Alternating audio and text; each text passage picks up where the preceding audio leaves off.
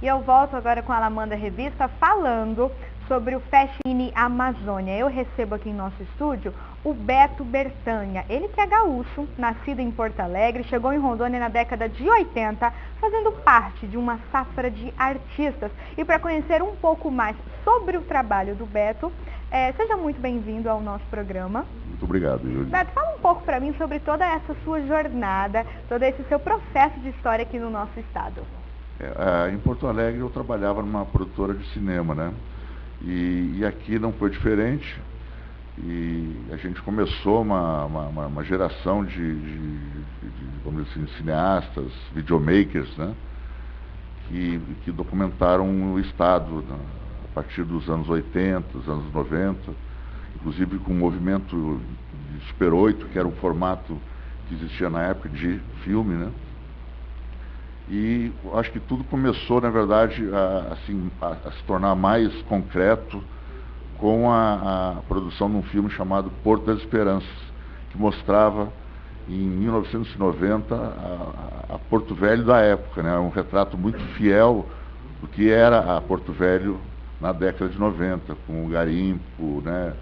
Com um índice alarmante de prostituição, de problemas econômicos nas ruas que se via, né? Mas era uma cidade também diferente, né? Era uma cidade assim mais provinciana, mais saborosa, né? De se viver também. Não tinha tanta violência, não tinha essa correria que hoje já se nota na cidade, que é um defeito de cidade grande já, né? E por falar nisso, agora você está com um filme no Festcine Amazônia, foi convidado para participar. Fala um pouco pra gente sobre essa produção. Esse filme foi um filme feito em 35mm, se chama Dana Merrill, um Inferno Verde, um fotógrafo no Inferno Verde. Ele narra, basicamente, uma história que não se conhece do Dana Merrill, que foi o fotógrafo que fotografou a construção da Madeira Mamoré.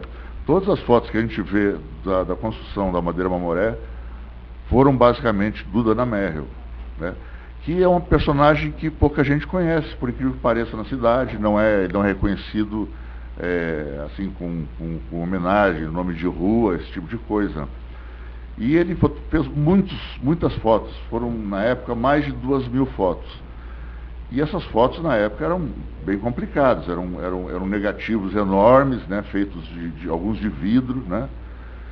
E o que acontece é que esses negativos se perderam. E basicamente o tema central do filme é o documentário com os dois personagens que participaram dessa história da perda dos negativos. É uma história que pouquíssima gente conhece.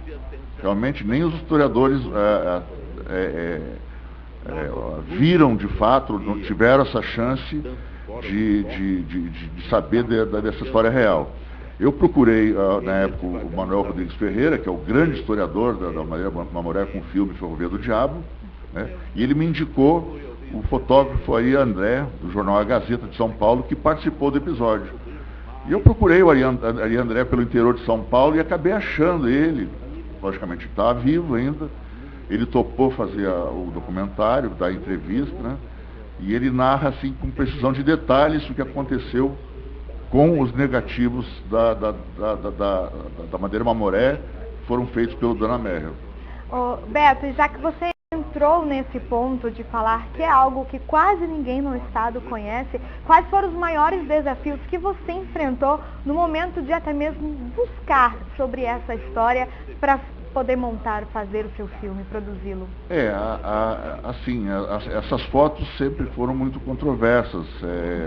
Dos 2.000 negativos que teoricamente ele fez, sobraram talvez um pouco menos de 200, nem isso, né? Que estão no Museu do Ipiranga hoje. Só que eu descobri nos Estados Unidos, na Biblioteca Pública de Nova York, os negativos. Então eu descobri mais negativos do que já se conhecia, né? Comprei os negativos o filme é basicamente baseado nessas fotos e na narrativa do Manuel Rodrigues Ferreira e do fotógrafo André, porque quem trouxe a público essas fotos da Madeira Mamoré foi o Manuel Rodrigues Ferreira através do seu livro A Ferrovia do Diabo, que é um livro muito conhecido, né? Ele faleceu há pouco tempo, era uma pessoa muito ilustre, adorava Porto Velho, adorava Rondônia, e ele narrou o processo de construção da Madeira Mamoré. É o melhor livro que tem sobre Madeira Mamoré dele, que é A Ferrovia do Diabo. Para você que acompanhou a comunicação na década de 80, quais são as mudanças hoje que você viu e pode falar para a gente em relação à década para hoje?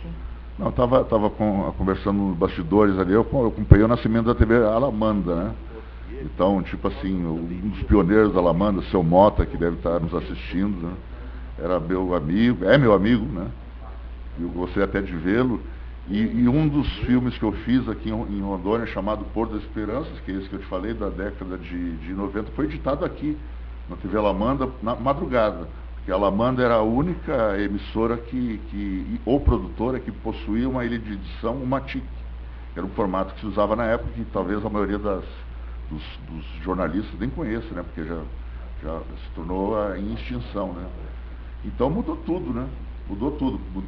Eu acompanhei a evolução do analógico para o digital. Então, o que é até mais moderno, por exemplo, como o formato Betacam, que era amplamente usado, já não existe mais. O pessoal que faz a faculdade hoje talvez veja em foto, né? Não sabe o que é uma fita Betacam. Então mudou tudo. A comunicação no estado mudou bastante, né? Beto, falando um pouco mais sobre o seu filme, quando que irá passar no Festival Festcine Amazônia? Então, vai ter uma exibição única no sábado, a partir das 19h30, né, no encerramento. Vai ter também um show muito bonito com o Chico Batera lá. E eu convido a todos que gostam da sétima arte, que gostam de história também. Acho que é importante que o pessoal que gosta de história ver esse documentário.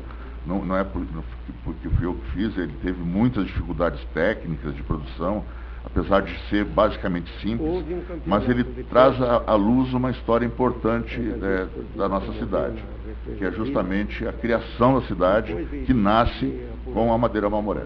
Muito obrigada, Beto, pela sua entrevista. O Espaço Alamanda Revista está aberto sempre que você precisar retornar. Não, eu te agradeço, e toda vez que se fala no tema cultura e cinema, se aquece o assunto, né? Eu fico muito grato, porque é um assunto que eu acho que merece destaque, porque ele cuida muito da nossa memória. Com certeza, é muito importante valorizar as produções locais do nosso estado de Rondônia, principalmente a cultura, que é tão rica e tão bonita. Então o convite está feito a você para participar do Festcine.